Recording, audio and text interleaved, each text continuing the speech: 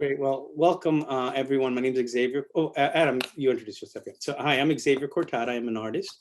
I'm also professor of practice at the University of Miami Department of Art and Art History. And my work is a socially engaged artwork. So my role as an artist is to use the elasticity of art, as I did in 2018 when I launched this art project, to work across disciplines. Every month we bring different speakers, but even at the onset of the project, it was an interdisciplinary effort to engage others. Hello, everyone else, that's us, in problem solving. And the problem that we're solving is the existential crisis of sea level rise and how it's going to impact Miami. Our chair, who also chairs in his day job, the Department of Ocean Sciences, is a physicist named Brian House. He also runs the Sustain Lab, the Hurricane in a Box, that models how hurricanes would impact structures and tries to help policymakers figure out how best to plan for a future with rising seas, isn't able to join us today. So he asked me to, I do, just to interrupt, I do see him. It looks like he's trying to join. I'm not Oh, sure. great, Brian, so you can make it. Are you there? I know he Yeah, was. I just gave you a great shout out. Looks like he's still connecting, but you can Hey, continue. you're coming in, Brian. Glad you could make it. Happy to see you here at the meeting. Well, anyway, he told me to extend his apologies, but guess what? He's here, so no reason to do that. And while I'm waiting for him to sign up, I just wanted to keep you a little bit up to date as to where we were. In 2015, in December of 2015, something really awesome happened. And then in January of 2017, that was snatched away from us. And then on, I think it was actually January 20th, maybe it was a day later, of this year, we got it back. And our nation is back in the Paris Agreement. And that changes everything. That really signals to the world that America is back. And we here join the world, basically, in trying to address the challenge of our time, which is global climate change and the impact it will have across societies, generations, ecosystems. We as homeowners use this effort. This effort is a social practice, socially engaged art piece. It's really an art piece where engagement and talking to one another is the art. The art is in our interaction and in learning from each other and working together and piquing our interest so that little by little we become not just more knowledgeable, but more engaged in working with policymakers. For instance, the vice mayor of my city is here with us today, right? Leanne, Vice Mayor Tellem is one of the policymakers that impacts how it is that the house that I am sitting in right now is going to be protected for years to come. So we as homeowners develop not just an expertise that helps our policymakers shape their policy, but importantly, we also grow an interest across the community by helping them understand the reality of the problem. If this was the Hurricanes Homeowners Association, not this kind of hurricane, but the bad kind, we would be talking about, how to plan and how to get, your lawn chairs inside and how to make sure grandma is in a safe place and, how you evacuate and all those things, because we understand that the threat is real and we react to it.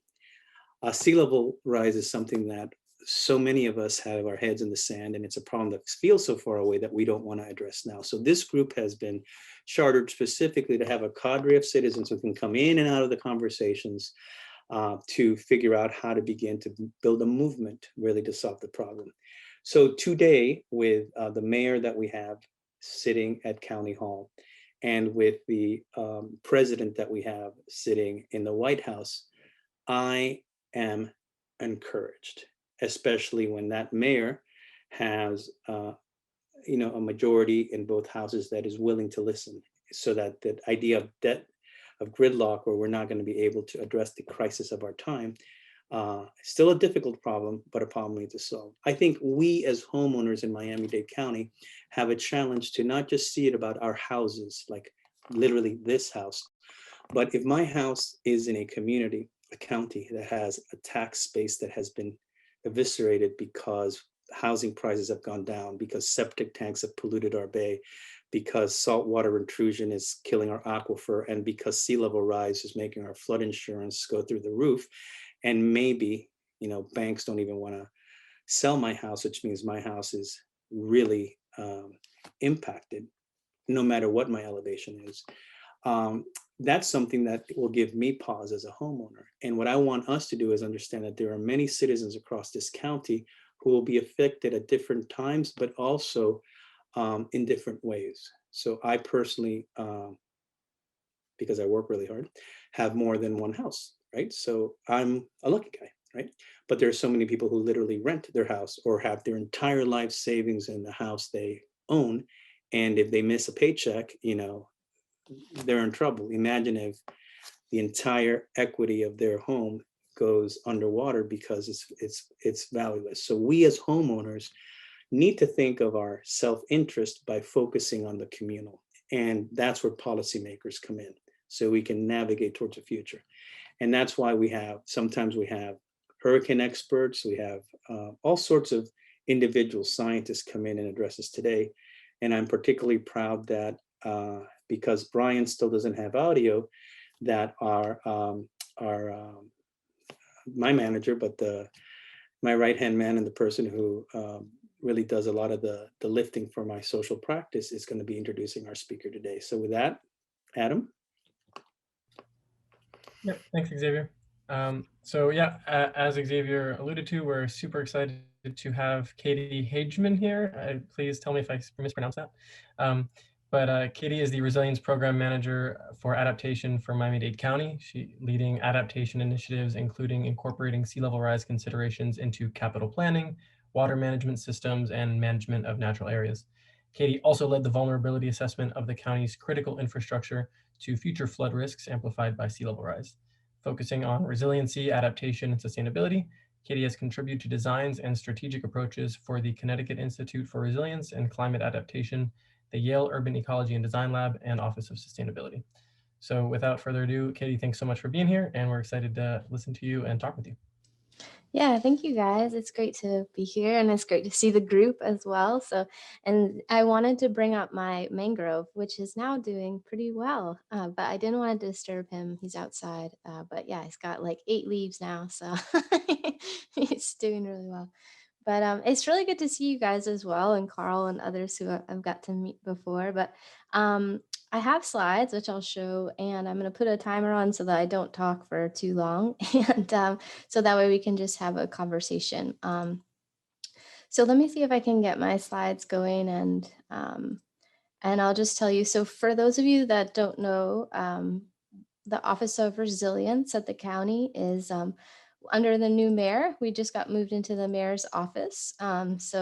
As alluded to, our mayor cares a lot about climate change and about water, which is really encouraging. But it takes a lot of effort to get things moving. So I would just encourage all of you who are involved in the elections and all that stuff to keep that same level of engagement for the time that happens between those elections. So I moved to Miami for work because I studied at sea level rise, and Miami globally is one of the most vulnerable cities, one of the most vulnerable regions in the world to sea level rise. And one of the things that is hard to get our minds around is that the sea level is going to continue rising, even if we were to stop our pollution, our carbon pollution right now. So there's a certain momentum in the system that means the sea level is going to continue to rise for my entire lifetime, even if we get things right on in terms of stabilizing our emissions and reducing them. So there's a website where you can go to called Surging Seas Mapping Choices, where you can look at these different climate futures and say, well, what if we have 2 degrees of warming, or what if we have 3 degrees of warming? But really for Miami, even in a best case scenario of 1.5 degrees of warming, there's still a lot of flooding, as you can see in the map. Everything that's blue would be below the elevation of sea level. And on the right, even what we would just have sort of called baked into the system is that momentum from the carbon pollution that's already up in the atmosphere, or brings quite a bit of flooding. And if you look at the pattern here, you can see that the flooding isn't just along the coast, it cuts across the county. So, and that's in part because like much of the county, the landscape looked like these pictures. So this is a picture of dredging the canals pretty close to where Miami International Airport is today. So where the airport used to look like this kind of landscape that we see now in the Everglades. And we've obviously transformed that landscape really dramatically and been purposefully so that we could build here, so we could live here, so we could farm here, so people could build houses here. But a lot of that transition, we see many of us moved here relatively recently and come to a full, a very built out city with a lot of infrastructure and very close to the water level. So this is a picture looking at the Miami River right here in the middle with Brickle on the left and downtown on the right. And you can see the ground itself is not very high. The tallest picture here is, the tallest thing in the picture here is a 2-story building in Brickle. And so that's kind of the foundation of the city, the bones of the city on which this huge international hub is built. And so that's part of the reason why we're often, a top 10 city in terms of exposure to climate change, because we're the sort of starting point of the city is really close to the water. Also, some of the places that we live, this is a picture looking at Miami Beach, and this is the Venetian Islands and Star Island and others being constructed, are man-made. So, the shape gives it away. You can see that symmetrical shape isn't found in nature, but some of the big features of the city as well, like right here, the sandbar is now our port. So you can see, like if this is the MacArthur Causeway, if you were driving out to the beach, you would see the port right here. And down here on the right, this is Brickle Key, which again was also just a dredge spoil island. So a lot of the ground that the city was built on was dredged either from the bay or from other places, and creating these sort of lily pads for development. And it was just like with a very similar motive in many places to why people come here today. So they could be close to the water, so they could enjoy the weather, enjoy the sunshine, creating real estate opportunities to be close to the water and with those water views. But this island here, now of course looks like this. And the value, the real estate value, the tourism and economic value that's on these little areas is enormous. So that's part of the bigger challenge that we have, is that the ground when it was built was not built very high above sea level, and now we have a lot of people and a lot going on just a few feet or inches above sea level. In some cases, areas like this community are sinking slightly. The fill that they built on has compacted a little bit, but also but generally the ground is pretty stable in Miami. But we're seeing a flooding with high tides, with king tides now, because the sea level has come up incrementally. So about 4 or 5 inches since Hurricane Andrew. So that 4 or 5 inches, when you're only a foot or 2 or 3 or 4 above sea level, becomes pretty visible. So some of our communities like this one, this is a starting point, kind of, we're very close to sea level now. So the change in sea level has a big impact, obviously. So as I mentioned briefly, the sea level's risen about 5 inches since 1992. So since Hurricane Andrew, or probably since some of you guys were born. So about 5 inches. And then in terms of what are we expecting, we're expecting it to be about 2 feet higher in around 40 years. So it could be sooner, or hopefully it's later. But in South Florida, we're going to have to accommodate about 2 feet of water eventually. And likely it's something that I'll see. And one of the ways that we think about how to do that is to think back to the landscape. So looking at the old historic maps, you see this pattern with wetlands and then dry ground, and wetlands and dry ground. Those are the sloughs that cut through the limestone ridge. And when we look at a map of our topography here, you can see the brown and red colors are the high ground, and the blue colors are the low ground. So these areas, these sloughs of low ground, cut between these islands of high ground. So we can have places that are really close together, have really different risk. So, and in some cases, we have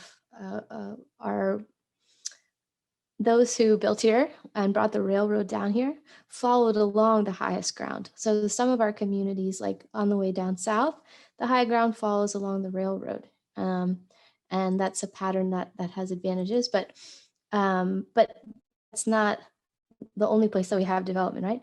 After that those historic communities developed along the railroad and along the high ground, there were decades of building out west from there and building out on fill. And so in some ways, our community has two coasts. We have a coast that faces the bay or the Atlantic, and then we also have a coast that faces the Everglades and the wetlands out there. And the changes that we'll see on the coast also ripple into the Everglades. And so we have water on both sides, and it's a really active system of managing that water to allow development down here. So in terms of looking at, if we look at the community sideways, kind of a cross section here, we have high ground along the ridge, and then we have low ground obviously near the coast, but we also have low ground out west in places like Sweetwater and Doral, and as we go out to the Everglades. And so the water that's out on that side is also part of our water in this community, and how it all interacts with sea level. So we have a water management system that was designed to take water from the Everglades and flow it through the community to a lower elevation at sea level. But because the sea level is changing, it's affecting that water management system. And also, as alluded to, I'm going to skip this slide actually, but as alluded to, the surface water, the flood risk is changing because our sea level is changing and the canals can't drain downhill in the same way that they did before. But also what's beneath the surface in terms of our aquifer, our drinking water, is also changing. So we have a system where salt water and fresh water have an interface that's under the community, and it moves back and forth in the wet season and the dry season, or very wet years or very dry years, and also over time. So as we created all of these canals and drained parts of the Everglades, that had a big impact on our hydrology underneath the surface. So we created salinity control structures and other things to try and counteract that. But sea level is also changing that interface and creating pressure, moving salt water further inland. In Miami, it's not as urgent a risk for us because we have large well fields out west, and they're interconnected, and we can draw from different ones at different times. But many communities, especially like in Broward and other places, have smaller systems, and some of them are closer to the coast, and they've actually had to move or abandon wells and get their water further west.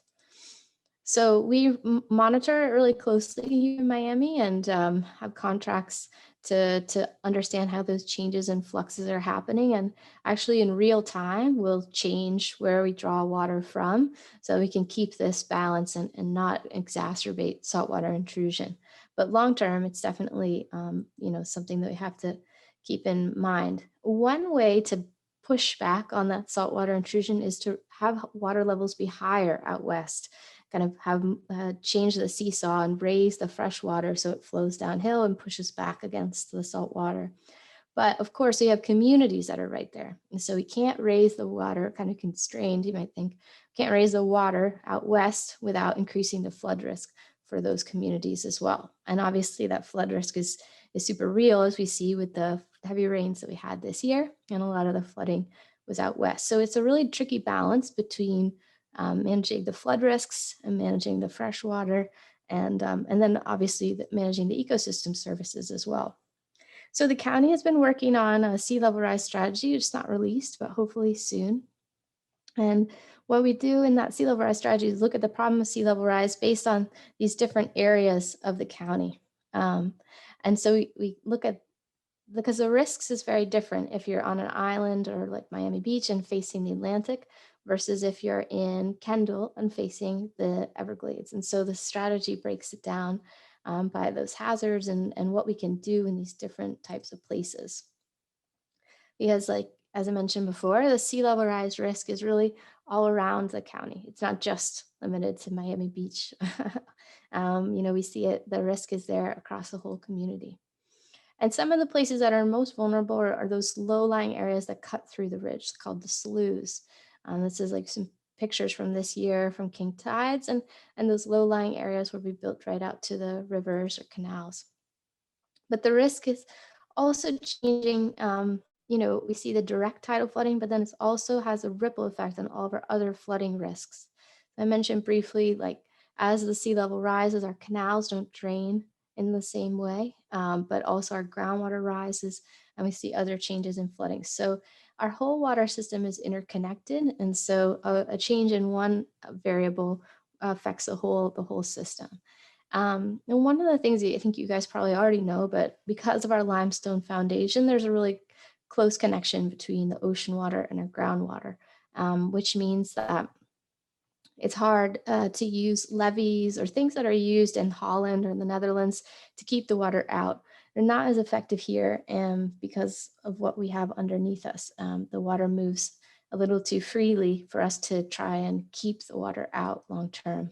So we have to learn to live with the water, and the county sea level rise strategy has 5 approaches, and these are kind of straw men, not real like dictated, this is how you have to do it, but ways to just think about for our, just take the neighborhood where you live and think about, okay, what kind of changes do I want to see long term? If I want, if I want to stay here long term, how could we see it transition? So one option is to build up on fill, like has been done in the past for Florida. That's still a technology that exists, but has some drawbacks. Another approach is to live more like the Florida Keys and go up on stilts and live with a little more water, but also have a lot less damage when there is flooding. Other approaches are to try and find where is there overlap between the high ground and transit so that we can encourage transit-oriented development so that we reduce our greenhouse gas emissions, but also reduce the risks. And there are lots of places like that. For example, South Miami, like I was saying, the rail line follows the high ground in a lot of places. But that also comes with a lot of trade-offs as well. And so how do you balance existing communities versus infill development? I would say that there are opportunities for development that can fit in within the existing context. Miami's a huge place. But for each neighborhood, I have to kind of weigh those trade-offs. And then what I think is probably the most popular and the easiest to understand the advantages of is to expand our green and blue ways. So to make more physical space for water and forest. And we can use that space like parks in between storms for recreation and access and to relax. And, there's a lot of benefits, but it also helps keep us safer. But we can do that in parks, but then we can also do it in a distributed way in small spaces by finding space like in green and blue neighborhoods for more water, more green to help us manage the rain that does fall in small ways.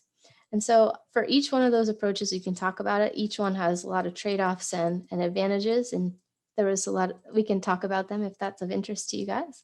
I'm going to flip through these renderings and we can come back to it if you want, but I want to just make sure we have time to have a discussion. But one of the other things I would say is that I just talked about the county's sea level rise strategy, but there are a lot of actors working at different times. And this is why I think it's really important to stay engaged, even outside of just like elections. And there's a lot of policy choices that are being made all the time.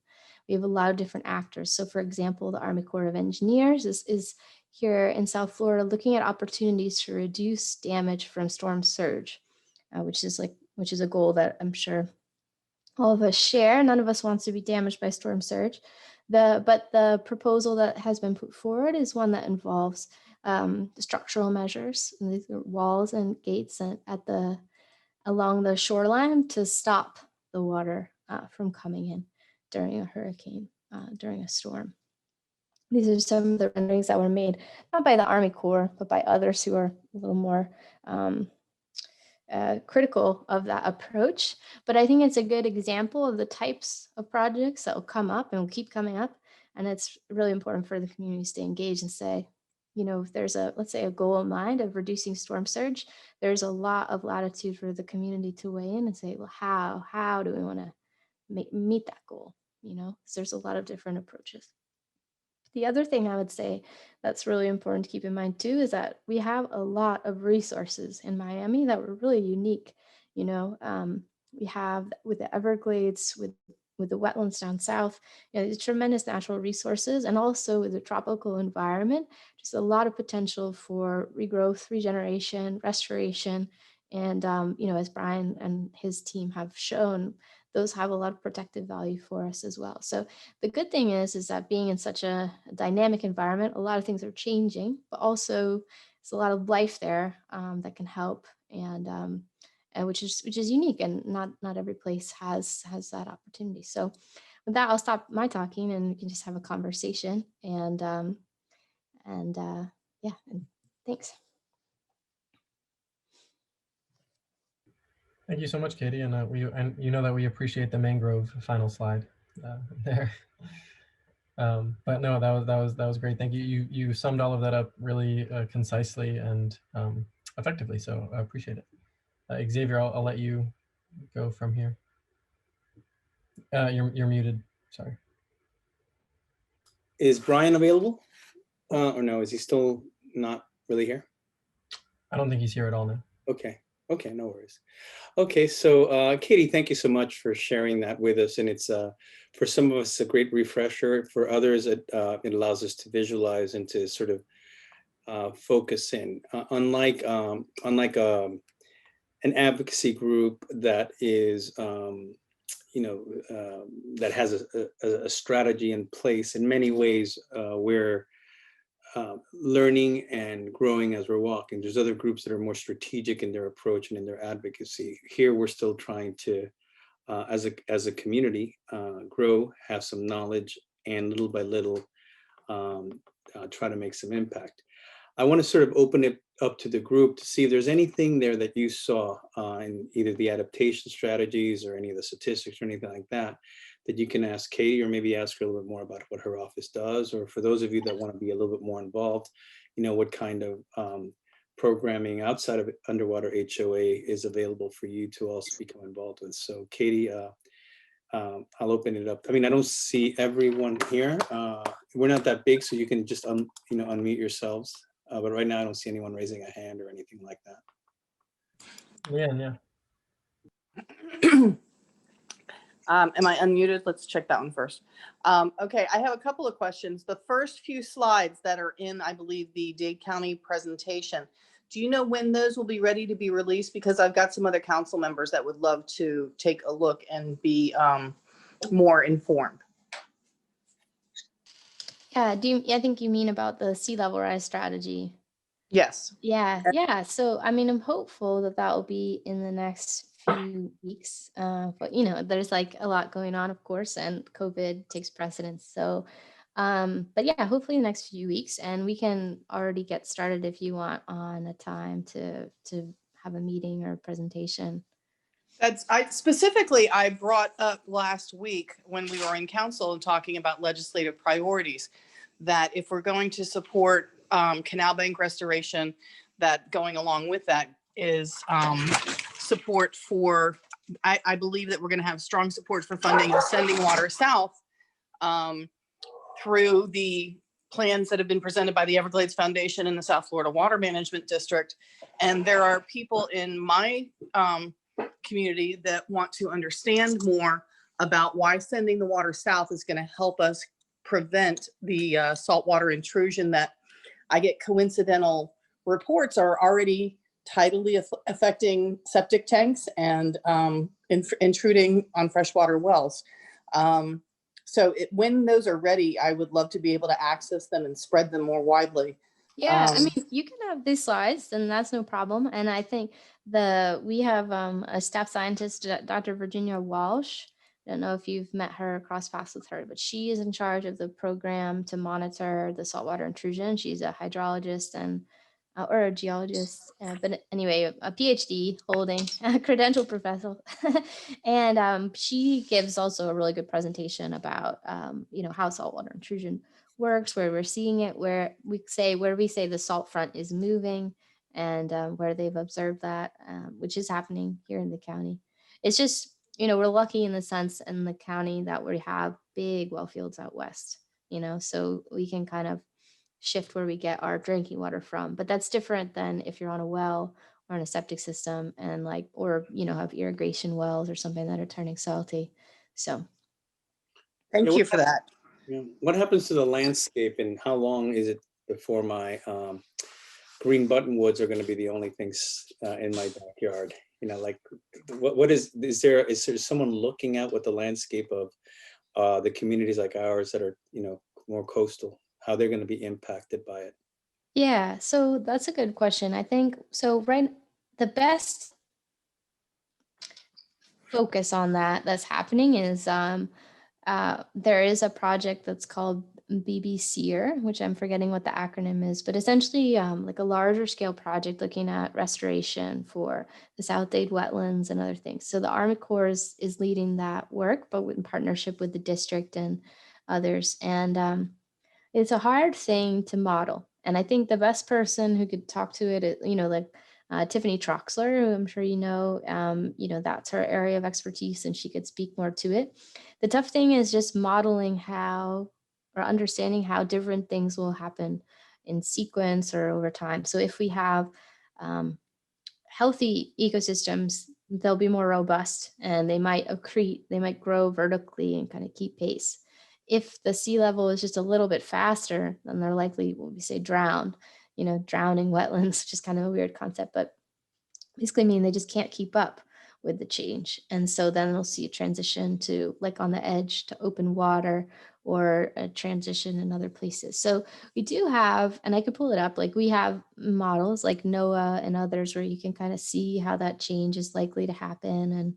And it's relatively easy to do the math to say, okay, in what year am I likely to have groundwater only a foot or two beneath my surface? And, and then work back from that. But bigger picture, or like try and answer those questions, understand, well, how will the Everglades change? How is the Biscayne Bay coastal wetlands going to change? And so there are a lot of scientists working on that. I think it's just difficult because those things are really sensitive. And so if you have an assumption that the rate is 3 millimeters a year, then that gives you one future. But if it is instead 5 millimeters a year, that gives you a totally different future. So yeah, I think it's difficult, but I would also say, for me, that's one of the main things that is like really important in advocating. Just, you say advocating in a broad sense, not like legislatively advocating, but, like I'm not a homeowner. I don't own like a sort of aspiration for someday, but, I have no idea if it will happen. But like a lot of my favorite places are coastal. They're right on the water and they are going to change. They are changing and they will change. And I think that's for me, that's one of the main motivators for why we need to reduce emissions and take steps as much as we can to prevent that future, because like a lot of these shared spaces that we love are gonna change, and some of them may just outright disappear. So for me, that's like one of the main motivators. I have an island that is near me where I grew up, Meadow Island, that like is my driving force, because we can't own a house. So it's nice to but you still have like that tie to the landscape. I'm sure you guys do have different places like that you love, and I think it's important to keep those in mind too, just beyond thinking about where we live and the kind of footprint of our house. I want to follow up, but I want to see if someone else has another question. Adam, I can only see. Maybe we can stop sharing the screen just for a minute, and then once you need to use it, we'll go back. That way we can see all the, because I see 6 boxes right now. Is anyone else? Does anyone have a hand up or anything? Okay, Jamal, please. Hi, Katie. That was a great talk, a great presentation. So my question is just kind of keeping with the idea of tracking and responding to changes, metrics such as saltwater intrusion, the sea level rise. Is there a benchmark for population? Like specifically, when we talk about adaptation, Are we talking about adaptation for 9 million people? Or are we talking about adaptation for, what's going to eventually happen in 10, 15, 20 years, where you'll start to have people either forced migration or planned migration? So what do you mean, I guess maybe what do you mean with the benchmark of like, Like, is there any discussion among policymakers and scientists of, okay, we have the X number of feet that we can determine the water has risen. This is how much saltwater intrusion we now have or projected to have in the next 5 years. It is now time to start the conversation of accelerating the land buybacks or the, well, I guess maybe we can call it climate migration plans. yeah, no, okay. I'll just give you my personal opinion on this, not like a county opinion. But I would say for some things, it's easy for us to forecast and to look out and say for saltwater intrusion, for example, we modeled really detailed out till 2040, and then we go farther. So we have with water supply, really detailed understanding. How much water do we have? How much population can we accommodate? And I would say also a long runway of like, if at this time we'll need to transition to desalination, which is expensive and has environmental impacts, but is like a very much available. And so in a sense, with some things like freshwater drinking water, there's a lot of planning that goes out a long time and thinks exactly about like how much population, how much sea level rise can we can we take, and what happens if the Everglades are at 8.5 feet as opposed to 7, and that kind of stuff. So I think there's a lot of long-term planning that happens with certain resources that's really detailed. But one of the things I would say, I'd also say, like, for example, in the sea level rise strategy, we talk about buyouts and green space, expanding green space, using buyouts to create a buffer. And we have a buyout program, a grant that to buy out 10 properties. That's uh,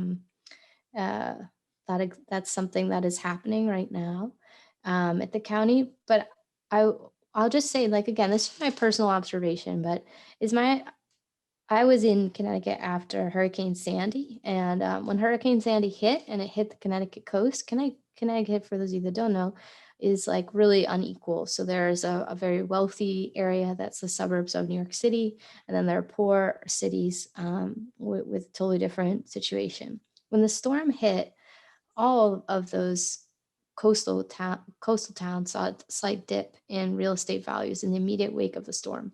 And then for wealthy areas, that value just returned up. For poor areas like Bridgeport, which is where I was working for a while, the storm hit and it damaged, let's say, like a $150,000 duplex. Then they had mold damage, and they were in a bad neighborhood, and they didn't have savings to repair, right? And so that $150,000 duplex then becomes condemned or uninhabitable or unsellable. And then the neighborhood goes into a perception of a worse condition and sort of a downward spiral in values, which led the many residents to leave that area, right? And so then you are in a difficult situation. And in those certain, and the values did not return back to their trajectory, though presumably they have now, like many years later, 6-something years later. But I use that. I think it's really important to keep in mind that that's a similar situation. I don't think that was any way unique to Connecticut, but I think that when we have these stressors, be it a storm or be it long term, there's a huge disparity in terms of what people can afford, right? So for Miami, for example, many of our homeowners, property owners, it's not a big deal at all to install a new seawall, to bring in fill, to build a new house in the wake of a storm. That's not even a stretch for many people, right? But of course, for most of us, like a surprise of $15,000 could be, just like, okay, game over. I can't do that. So I have to do something. And I have met people here in Miami that after Irma, they had a hole in the roof. There was an inherited house. They put a tarp over it, but it wasn't working. So they were sleeping on friends' couches, and they were getting approached really aggressively by roofers that wanted to buy the house at a fraction of the value. They just didn't have the cost, they just didn't have the money to do a new roof, right? But there they are, and they don't want to lose the house. They don't want to just sell the whole house. So I think that it's my personal opinion that there's not going to be a moment or like a certain amount of time or sea level rise or feet or space that you say like, okay, this is the time. I think it happens to different people at different times. And it also depends a huge amount on how we respond, right? So how each one of those like storms or wet years, how do we respond as a group? And I would say like right now, it's been well documented that our response to disasters is unequal. Our response to disasters is like unequal in terms of wealth, but also in terms of race. And so it leads to this like diverging futures. And so I think like the best thing that we can do though as a community is to understand that and try and be like really proactive about it. And to the extent that we can have people like making decisions knowing that. But I don't think in my opinion, I don't think there's going to be like a particular moment where it's like, okay, now we should switch to this path. Do you know what I mean? I think that works until there are some signals where the psychology of our growth gets popped. And that's why I asked you about saltwater intrusion in the wells. If all the landscape of all the Palmetto Bay homes, which are gorgeous, the beautiful thing, we have great homes, but we also have beautiful, beautiful yards. All of a sudden stuff starts yellowing and people start talking about it because it's visual. You can see that your leaves are turning yellow and I went through down the bayou in Louisiana, and there's all these oak trees that are literally just sticks, standing there, again because the rising seas have come and these oak trees just can't survive. Just imagine the horror of visualizing something like that on Old Cutler, right? Because the tap roots of the oaks, although it's on the ridge, are getting irrigated from the aquifer, or the plants in my yard get irrigated through well water. So what I tried to do, and there is a two-tier approach. There are two Miamis, and what I'm trying to get is both Miamis to understand that we're in this together, right? That if the psychology of our growth all of a sudden gets challenged with a big storm that goes over the ridge and winds up in the Everglades, or storm surge, or if we have saltwater intrusion literally changing the landscape, just signals like that tell everyone who's waiting to see when to hedge the bet and flip their homes and leave, right? Those that have homes. When that happens, I believe, and this is not going to happen anytime soon, that's why I'm asking you where we are. But when things like this start happening, I think it's when everyone goes into crisis mode. And just like that poor person is selling the house because they can't do anything, that's at the exact time that we need a tax base to solve the problem, is when the property values pummel and we are in trouble. So part of what my vision was when I started this Underwater HOA is to visualize what that future would be so we could act now to change it. And by mapping the topography of my community, I was trying to show people what you did in your visual. Just because you're farther in doesn't mean you're necessarily safer. And I would even argue that although Miami Beach and Key Biscayne get the storm surges and the thrust of an Atlantic storm, right, and that they may be at the same elevation than Sweetwater, that the tax base in Sweetwater will not help a recovery, just like your Connecticut example, whereas the tax base in Miami Beach will support not just adaptation but a rebuild. And that's okay. We have a planned approach where we take care of the poor neighborhoods or the lower lying neighborhoods, the most vulnerable neighborhoods, with a plan, a strategy, a public policy that through time understands that some neighborhoods will become water reservoirs and other neighborhoods that are higher up will have these nodes that you're talking about.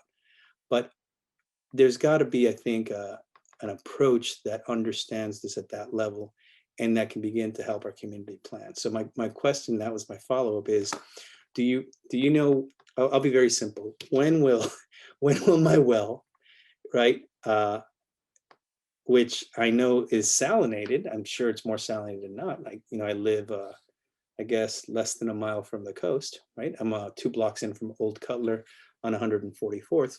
So when will my wells be irrigating my plants with water that is so salinated that it will kill my plants? Do you have a sense of that? Yeah, I'm not the person to do the math, but we can definitely do the math. And it just depends on your location and the depth. But the other thing I would say too is that there, even in places like the Bahamas, there is typically a freshwater lens, especially in the wet season, that will ride above even when you're like really, really close to the salt. So one adaptation strategy for your plants, for example, is to capture the rain from your roof or also change the depth of your irrigation wells and make them shallower. And it's not to it's does not change that the long-term fact of 100 years from now, it's going to be a saltwater environment. It's not. But I think that, just to take that small example, there are things that that we can know and then we can change and we can tweak depending on how long we want to change and tweak. And, So like my vice mayor is here. If I was armed with that information, I would then go to my vice mayor and I would say, hi, can we please do something for our homeowners so that we can A, deal with our wells, B, whatever, right? Or guess what? Everyone start planting gumbo limbo and sea grape and green buttonwood. And that's our, forget the exotics, right? Like just everyone go salt tolerant native, right? But again, if we as a community have that sense, then not only are we problem solving for that, but now we can visualize and imagine the future. So we will elect more leaders that care enough about the issue to be members of a group like ours, right? Like we will begin to have this entire conversation where people aren't kicking the can down the road, but they're actually addressing the issue.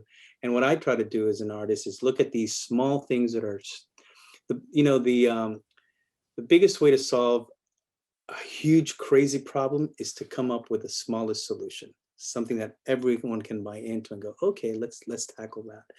And I just would love if you could, you said if you could do the math, I would love for you to do the math and pick Old Cutler, which is the highest elevation. Just pick down Old Cutler Road. When will those beautiful oaks go? I just kind of, because if you were to tell people the oaks in Old Cutler are gone in 20 years, I don't think that's true. I know that there will be a movement around, okay, what are we going to do about saltwater intrusion, Yeah, I think one of the things I think that's like it's so good and we're so lucky to have you guys in the community, because I do think it's so important, like you say, to think of the things that are so resonant and like the deed or whatever it might be, and to connect it to the issue for sure. I do think, and again, this is a personal observation, but I do think that many people feel that they can insulate themselves from the impacts of sea level rise and climate change. People have a personal plan, like my family's in Atlanta. I have another place in Argentina. And that's one of the things that's really hard to overcome. And I think it's really important because I do think in order to move the needle, that's a really important thing to which is, it's great. Like this doesn't really apply to people like yourselves that are spending your evenings talking about it. But, there are just a lot of people that think like, well, yeah, I'm just going to X, Y, or Z. And so it won't really impact me. But yeah, I think that's a really good example. So we thread that needle by making it personal at the same time thinking community-wise. Elian? Anne? Yeah, I have another question. I just didn't want to be too greedy with the time. And I have a loud dog. The concept of pocket parks is being explored in our community. And I picked up on your blue-green neighborhood idea, and it seemed like there might be some structural elements that could be incorporated into our future plans. And if there is, I'd love to know if there's a person or a resource that I could reach out to start learning more about, if we do identify little spaces as we go forward, what kind of suburban planning can we do that will help us to keep our green and our blue? Well, that's a great question because it's my favorite one, my favorite topic. Yeah, there is a lot that we can do. And actually, the good thing is that we have a webinar coming up that's exactly on that topic. So we have a webinar that's on, let me just look up the date, but it's exactly about how do we use parks and green space to help us deal with climate change. And I believe that it is on, yeah, it's on the 24th. Katie, if you have the link, you can just put it in the chat room. Yeah, I'll do that in another window. So one sec. But yeah, one of the speakers is a landscape architect, Walter Meyer, and he did for an urban space. Let's take like downtown. Did the streetscape for Coral Gables and for Giralda. And that's a hardscape environment, but it's designed to absorb a lot of water. And so he'll present on that project. And then there are going to be other projects, like there's a Good Neighbor Stormwater Park in North Miami that's in a low area, and it's designed to help the adjacent areas. It's just built on a single lot. They acquired a repetitive loss property and then designed a park on that little space. So I think we'll have a couple of examples, and the designers themselves are good resources, but also, we have a couple staff as well in parks that know a lot about it. I have a question coming in the chat from Christina. She said, "Good evening. When looking at potential solutions, are you looking to other parts of the world who can share their experience, or are they looking to us because of our very unique ecosystem?" Yeah, no, we definitely collaborate. The good thing is we used to be part of the 100 Resilient Cities Network, and there was a lot of collaboration and travel between the cities and sharing. Those networks they still exist, and yeah, we do definitely share a lot.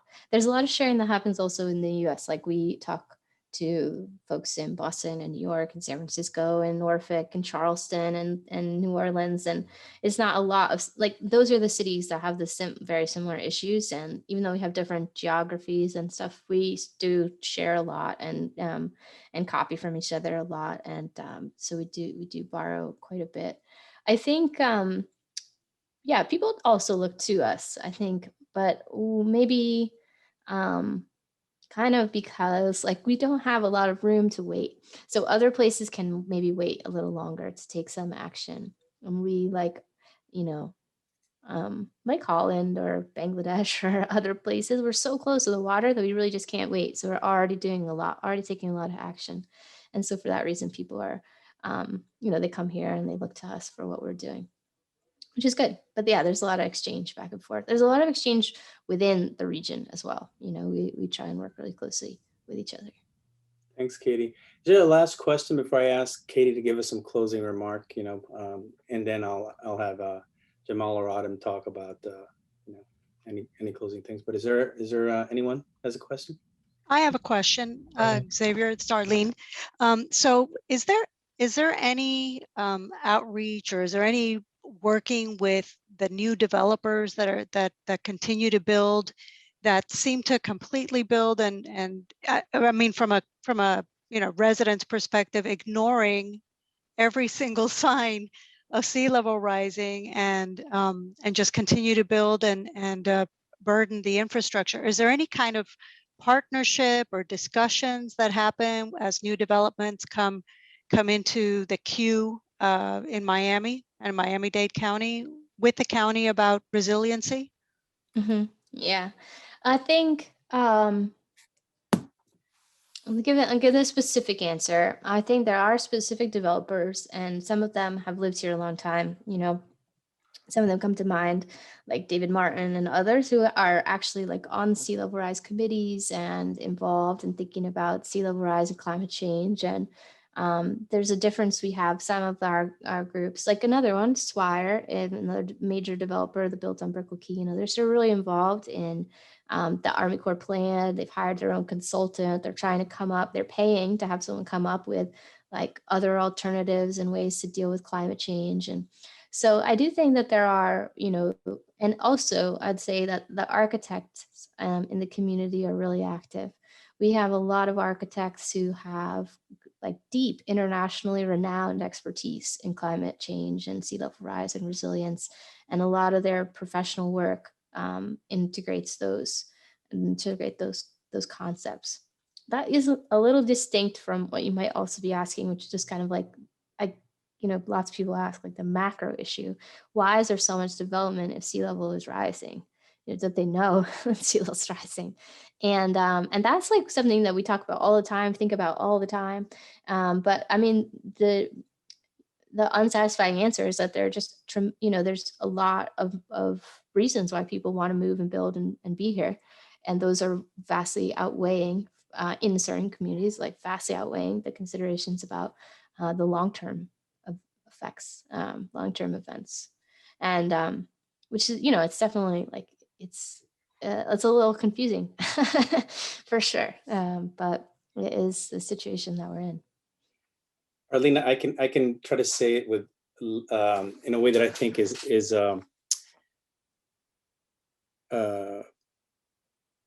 can bring a little clarity to the issue, and let me help with the confusion. Developers have a different timeline than humans who have 30-year mortgages do. Developers are about taking a piece of property, building something on it, and then selling that piece of property to other people. So their gamble on Miami's sea level rise and that pop happening is a 3-year timeline. And then they're selling it to people who are mostly investors. A lot of these are second homes, people who have wealth, especially if you're building at the water's edge. Those are really expensive buildings. And those people either don't know, let's leave New York, let's just go to Miami, or they're investors who are also going to buy that property and flip it because they think that they're going to make more money now than they would keeping it in their foreign investment. And that's business, and yeah, that's why government needs to regulate. But the bigger problem to me is that neighbors like yourself who are impacted not just by the infrastructure and the shadow cast and whatever, the traffic, whatever else that's going to impact your lives, it may also impact the psychology of your vulnerability, because it's like, I'm safe, look at this, like they're building around me, everything is fine. Because you have a different timeline. You have a home that your daughter is going to inherit. They don't. Their timeline is 3 years. So if we can communicate the different interests, the different timelines, the different players to everyone, right? Then we as a community can make decisions and not be duped. And I think that, again, because it's not a hurricane that's going to pummel us immediately, and because we all think we're not aware of how vulnerable we are, we keep on business as usual because everything, feels like it's okay. The stock market is fine. It's a growing economy. Tech wants to come here. Buildings are going up. Everything's fine. Miami's great. When there's another reality to that, especially to the people who live paycheck to paycheck. So again, this homeowners association started as a homeowners association. It was started where my studio is, one of the highest income zip codes in all of Miami-Dade County. But it's always been with an eye to our broader community, because I promise you that if Hialeah and Sweetwater and Doral and Homestead and Florida City go down, this property that I'm sitting in is going to go down too. So it's about all of us being in this together. And that's what I try to do with this homeowners group. All right, Katie, do you have a last sort of a closing comment? I don't know if I have a closing comment. I guess I would just say, like, I think, I would say that, this year has been so difficult, and it's like so difficult for everybody. And I do want to just maybe make a pitch that I think that climate change is still really still there, even though we've had so many other things that we've had to deal with and to focus on, and make a pitch to try. There are lots of good things that we can do locally. Obviously, like, you guys lead many of them, but I would just say, I know just for me personally, like, climate change is so huge and it can be really, really depressing and overwhelming. But we do have things that you can still do locally. And again, because we're in this like vibrant tropical environment, a lot of things can have a big impact on it. So I would just encourage you, for yourself and for the community, to try and, spend a little bit of time outside and helping restore a little bit of it, and it will help everybody and yourself. So that's my little pitch for this year. So thanks. Thanks so much, Katie. It's been really wonderful to have you here. It's been really, really informative, and you and your team have been strong collaborators of ours, especially in the plant project and efforts like that. So, thanks for being here and spending your evening with us. I really appreciate it. Jamal, I know you're doing some stuff for the Underwater HOA as part of your master's program. You want to give us a 30-second quick peek, quick preview as to what you're working on for our resources page? Sure.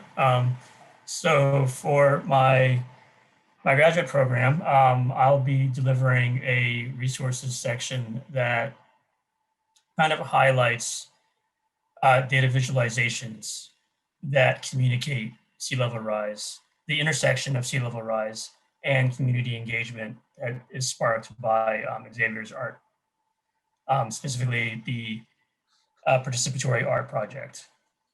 Great. So yeah, really looking forward to that, and I'm going to be incorporating, all of the speakers, all the involvement somehow. So it's going to be a really, really amazing exercise. Thank you, Jamal. Jamal also, in many ways, represents me in a lot of the committees of the Climate Migration Network, and we had their executive director here a couple of months ago.